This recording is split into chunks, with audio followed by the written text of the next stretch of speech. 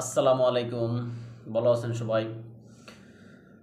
যুক্তরাষ্ট্রের president mister Trump তিনি গতকালকে একটি যুদ্ধবিমানের যেই 6 প্রজন্মের যুদ্ধবিমান আছে ওইটাকে মানে বানানোর ঘোষণা দিয়েছেন। অর্থাৎ যুক্তরাষ্ট্র এখন 6 প্রজন্মের বা 6ষ্ঠ প্রজন্মের যুদ্ধবিমান বানাবে।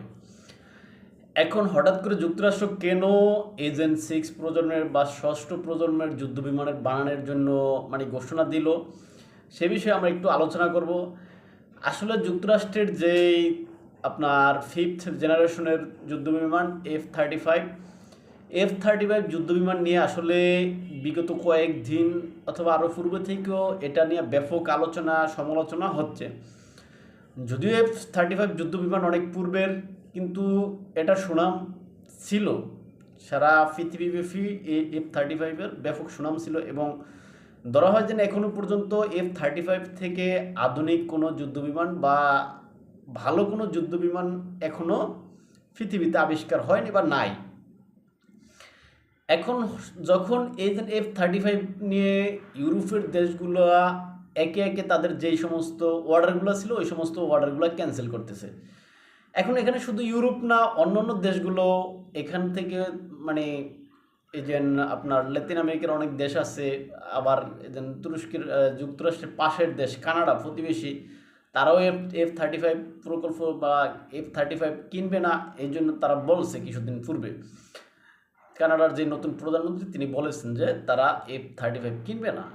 এখন F-35 না কিনলে যুক্তরাষ্ট্রের এই যে F-35-এর যে না কেনার কারণ হয়েছে যা তাদের ভাষ্য অনুযায়ী F-35 কেনার কারণে যুক্তরাষ্ট্র অনেক শর্ত আরোপ করে দেয়। এখন এখানে অনেক শর্ত আরোপ করে, শর্তগুলো আসলে এগুলো আপনারা অনেকেই জানেন, যেটা হচ্ছে যা যুক্তরাষ্ট্রের অনুমতি ছাড়া এই F-35 কারো বিরুদ্ধে ব্যবহার করতে পারবে না, অন্য কোনো অভিযান পরিচালনার ক্ষেত্রে, বা এখানে যুক্তরাষ্ট্রের আগে অনুমতি নিতে হবে। এরকম আরও অনেক আছে, শর্ত আছে, কিন্তু সবচেয়ে গুরুত্বপূর্ণ যেটা সেটা হচ্ছে যে আবার এখানের যে আপনার যে এখানে F-35-এর ভিতরে যেহেতু অনেক আধুনিক প্রযুক্তিগুলো ব্যবহার করা হয়েছে, সেখানে যে সফটওয়্যারগুলো ব্যবহার করা হয়েছে, অর্থাৎ সেখানে F-35-কে আপনার এজেন্ট একজন পাইলটকে তার নিচে বা নিচের তাদের যে সামরিক কর্মকর্তাগণ আছেন তাদের সাথে তথ্য নেওয়া ছাড়া বা তাদের সাথে আলোচনা ছাড়াই F-35 যুদ্ধবিমান ব্যবহারকারী বা চালক বা পাইলট তিনি করবেন কি, ওই যে F-35-এর ভিতরে যে সমস্ত সফটওয়্যার বা যে সমস্ত যে সমস্ত আপনার সফটওয়্যার বলেন বা ডিসিশন মেকিংয়ের যে সমস্ত ইয়াগুলো আছে সেখানে, ওইখান থেকেই তারা সিদ্ধান্ত নিতে পারবে। সেখান থেকে আকাশে উড্ডয়নরত অবস্থায় নিচের সাথে যোগাযোগ ছাড়া, অর্থাৎ গ্রাউন্ডে যোগাযোগ ছাড়াই একজন পাইলট স্বয়ংক্রিয়ভাবে নিজে সেখানে সিদ্ধান্ত নিতে পারবে তার কি করা উচিত। অর্থাৎ সেখানে তাকে সহায়তা করবে ওইখানের সফটওয়্যার আর কি। F-35-এর ভিতরে যে সমস্ত সফটওয়্যারগুলো আছে আধুনিক ভার্সনের, ওই সমস্ত সফটওয়্যারগুলো, এখন এই সমস্ত সফটওয়্যারগুলো আপডেট করতে হবে কিন্তু আবার যুক্তরাষ্ট্রের কাছ থেকে। আর এই যুক্তরাষ্ট্র কিন্তু আপনার এগুলা আপডেট করতে হবে, কিন্তু এখানে যুক্তরাষ্ট্র আপডেট করবে ঠিক আছে, কিন্তু এখানে যুক্তরাষ্ট্রের বিভিন্ন আছে, যেমন কোনো দেশ যদি এই যে এখানে যুক্তরাষ্ট্র থেকে আপডেট করতে হবে এই সমস্ত সফটওয়্যারগুলো, তার থেকে সবচেয়ে বড় যে বিষয়টা সেটা হচ্ছে যে এই F-35 আপনার যে সমস্ত দেশ ব্যবহার করবে ওই সমস্ত দেশ এই যুক্তরাষ্ট্র থেকে আপডেট করতে হবে। আবার যুক্তরাষ্ট্র যাকে পছন্দ হবে না বা যার সাথে তার সম্পর্ক খারাপ হবে সেখানে তাকে আপডেট করে দিবেও না। এখন ওই যে দেশ মনে করেন F-35 থেকে কিনবে যুক্তরাষ্ট্র থেকে, কারণ যুক্তরাষ্ট্রের সাথে ওই দেশের সম্পর্ক যদি খারাপ হয় সেক্ষেত্রে তারা কিন্তু এই যে এই সফটওয়্যার যুক্তরাষ্ট্রের কাছে আপডেট করতে চাইতেও পারবে না বা চাইলেও তারা করে দেবে না। আবার এই সফটওয়্যার আপডেটকরণের মেনটেন্যান্স খরচ কিন্তু মারাত্মক অনেক বেশি। এখন আবার এই যে F-35-এর যে সমস্ত আপনার সফটওয়্যারগুলো আছে, হ্যাঁ, এখানেও আবার যুক্তরাষ্ট্রের নিয়ন্ত্রণ আছে কিন্তু, অর্থাৎ যে কোম্পানি বানাইছে এই F-35 তৈরি করছে ওই কোম্পানির নিয়ন্ত্রণে, অর্থাৎ কোনো মানে সিদ্ধান্ত, এটা বলা হয় আর কি, বিভিন্ন দেশ থেকে অভিযোগ আসছে যে F-35 ভিতরে এরকম কোনো কিছু ফিট করা আছে যেটা যুক্তরাষ্ট্রের ওই মানে বানানো বা তৈরিকৃত যে কোম্পানি আছে ওই কোম্পানির কাছে এটার মানে এক বাটন সংরক্ষিত আছে, যেটা যুক্তরাষ্ট্র চাইলেই F-35 ধ্বংস করে দিতে পারবে আকাশে, এরকম কোনো বাটন আছে বা এরকম কোনো সিস্টেম তাদের কাছে আছে।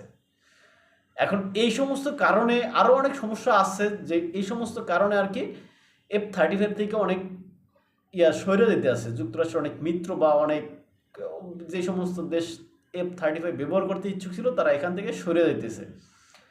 আবার বর্তমানে যেই কানাডার সাথে যেরকম বা ইউরোপের সাথে যুক্তরাষ্ট্রের যে সম্পর্ক, এখন সাপোজ কানাডার সাথে যদি যুক্তরাষ্ট্রের মানে যে যদি যুদ্ধ বাজে কথার কথা, কেননা ট্রাম্প যেহেতু হুমকি দামকি দিতেছেন, এখন এই ক্ষেত্রে এই যে যুক্তরাষ্ট্র থেকে যেই অস্ত্র ক্রয় করবে কানাডা, এই যে F-35 ক্রয় যদি করে বা করে অনেক করছে, এখন সামনে করানোর কথাও আসিল আর কি, এই জন্য তারা সরছে। এখন এই যে অস্ত্রগুলো কিন্তু তারা যুক্তরাষ্ট্রের বিরুদ্ধেও ব্যবহার করতে পারবে না, এখন যার সাথে মানে যুদ্ধ বাজবে তার থেকে আবার অনুমতি নিতে চাইবে, এরকম অনেক হিসাব নিকাশ আছে। আর এই জন্য অনেক দেশ এই F-35 থেকে আসলে সরে যাইতেছে তারা নিজেরা। আর যুক্তরাষ্ট্র তার এই বিষয়টা মাথায় রাখা বা এই যে F-35 যে বাজার ধস নামতেছে বা অর্ডার ক্যান্সেল হইতেছে, এই অর্ডার ক্যান্সেল হওয়ার হাত থেকে হয়তো বাঁচানোর জন্য বা এই দেশগুলা অন্য দেশকে যাতে চয়েস মানে তাদের যেই অস্ত্র ক্রয়ের বা F-35 মতো এরকম যুদ্ধ বিমান ক্রয়ের জন্য অন্য দেশ যদি চয়েস করতে চায়, সেই ক্ষেত্রে মানে তাদেরকে এখন একটা লোভনীয় মানে মূলা জুলাইতেছে, যেটা হচ্ছে গিয়া 6 প্রজন্মের F-47। এটা এখন F-47 নামকরণ করার কারণ এটা হচ্ছে যে হয়তো যুক্তরাষ্ট্রের প্রেসিডেন্ট বর্তমান ট্রাম্প আছে, তিনি এই যে মানে যুক্তরাষ্ট্রের 47তম প্রেসিডেন্ট আর কি, এখন হয়তো তার এই বিষয়টা স্মরণীয় করে রাখার জন্য হয়তোবা এই 47 রাখা হয়েছে, অথবা তাদের অন্য কোনো ভীষণ থাকতে পারে, সেটা আলাদা বিষয়। এখন মানে এটা এই 6 প্রজন্মের F-47 লঞ্চ করবে বা বানানোর ঘোষণাই মূলত যাতে কানাডার মতো বা ইউরোপের দেশগুলো যাতে যুক্তরাষ্ট্রের হাত থেকে হাতছাড়া না হয় বা ক্রেতা যাতে ছুটে না যায়। এখন হয়তো যুক্তরাষ্ট্র এখানে মানে তাদেরকে এরকম লোভনীয় অফার দিছে, তোমরা যাইবা কই, আসলে আমি তো যত আধুনিক প্রযুক্তি আছে সব কিছু আসলে আমি বানাই। আর এই বিষয়ে আসলে F-47 বিষয়ে যুক্তরাষ্ট্রের প্রেসিডেন্ট মিস্টার ট্রাম্প কিন্তু আপনার ব্রিফ করছেন, সেখানে তিনি বলছেন যে আসলে এটা সবচেয়ে সর্বাধুনিক হবে এবং আজ পর্যন্ত কেউ এই বিমান বানিয়ে আনতে পারেনি, অর্থাৎ বাজারে আনতে পারেনি। এখন আসলে ট্রাম্পের এই কথাটা আসলে হয়তো সঠিক না, কেননা আপনারা জানেন যে কিছুদিন পূর্ব চীনে এই 6ষ্ঠ প্রজন্মের যে যুদ্ধ বিমান দেখা গেছে, সেটা অনেকেই ভিডিও দেখছেন, বিশেষ করে সর্বশেষ মনে হয় জানুয়ারির দিকে মেবি, সেখানে চীন কিন্তু তাদের এই 6ষ্ঠ প্রজন্মের যুদ্ধ বিমান মানে তাদের আকাশে উড্ডয়ন করছে। এখন এটা যদিও চীন তাদের অস্ত্রশস্ত্র বা যা আছে সেটা কিন্তু তারা আধুনিক মানে যতই ভালো কিছু করুক তারা কিন্তু ঘোষণা দেয় না, চীন কিন্তু এসে কি আসলে নীরব থাকে আর কি। এখন তারা সেটা আকাশে উড়ে হয়তো যুক্তরাষ্ট্রের কোনো বার্তা দিতে চাইছে যে তোমরা আসো আমাদের সাথে খেলতে, আমরা খেলার জন্য প্রস্তুত, হয়তো এরকম কোনো বার্তা দিতে চাইছে বাকি, কিন্তু আমাদের আলোচনা সেদিকে না। এখন আমাদের আলোচনা হচ্ছে যুক্তরাষ্ট্র যেহেতু বলছে যে তা আর কারো কাছে নাই, এখন সে কথাটা হয়তো সঠিক না, যেহেতু চীনের মানে বিশেষজ্ঞগণ চীনের আকাশের ওই বিমানটাকে আপনার বিশ্লেষণ করে বলছে যে এটা 6 প্রজন্মের যুদ্ধ বিমান। আবার রাশিয়াও কিন্তু এই মানে 6ষ্ঠ প্রজন্মের যুদ্ধ বিমান রাশিয়ারও কিন্তু মানে প্রজেক্ট আছে। এখন তারাও কিন্তু এটার স্যাম্পল বা যেটা বলেন হ্যাঁ প্রাথমিক ট্রায়াল হয়তো এরকম দিয়েছে, এটা রাশিয়ার পক্ষ থেকে বলা হয়েছে। আবার যদিও এই সমস্ত বিমানগুলো আজকে বানানো হইলে বা আজকে তারা ঘোষণা দিয়েছে বানাবে, যুক্তরাষ্ট্রের যেই অর্থাৎ গতকালকে তারা ঘোষণা দিয়েছে যে তারা এই 6ষ্ঠ প্রজন্মের যুদ্ধ বিমান বানাবে, কিন্তু এটা তাদের সার্ভিসে আসতে অর্থাৎ তাদের মানে সেনাবাহিনীতে যুক্ত হইতে এটা প্রায় 2035 সাল লাগবে আর কি। এখন 30 সালের পর্যন্ত সময় মানে অপেক্ষা করে তারপর তারা এই F-35 মানে 47 তারা পাবে আর কি, বা তাদের সার্ভিস আনবে। এখন এই F-47 আবার চীনের যেটা বানাইতেছে, চীনের যে ষষ্ঠ প্রজন্মের যেটা বানাইছে সেটা হয়তো 2030 সালের কাছাকাছি নাগাদ আসবে বাজারে। রাশিয়া যেটা বানাইছে সেটাও হয়তো 30-32 সাল নাগাদ মার্কেটে আসবে। হ্যাঁ, এইভাবে সবাই আধুনিক প্রযুক্তি নিয়ে বা আধুনিক যুদ্ধ বিমানের আসলে মানে সংস্করণ চালাইতেছে বা চেষ্টা চালাইতেছে। এখন এই ক্ষেত্রে যদিও F-47 যুক্তরাষ্ট্র যেটা বানাইতেছে এটা যদিও অনেকে মনে করতেছে যে আসলে আধুনিকই হবে, কেননা চীন যতই মানে আধুনিক প্রযুক্তির কথা বলুক বা আগাক, আসলে যুক্তরাষ্ট্র যেরকম F-35 প্রযুক্তি যেরকম যুক্তরাষ্ট্রের কাছে আছে, চীনের কাছে আসলে এরকম F-35 মতো বা এর কাছাকাছি ধরনের মানে নাই, প্রযুক্তি নাই। এখন এখানে যুক্তরাষ্ট্র এখনও যদিও যুক্তরাষ্ট্র প্রযুক্তি খাতে এখনও আগানো অনেক আগানো।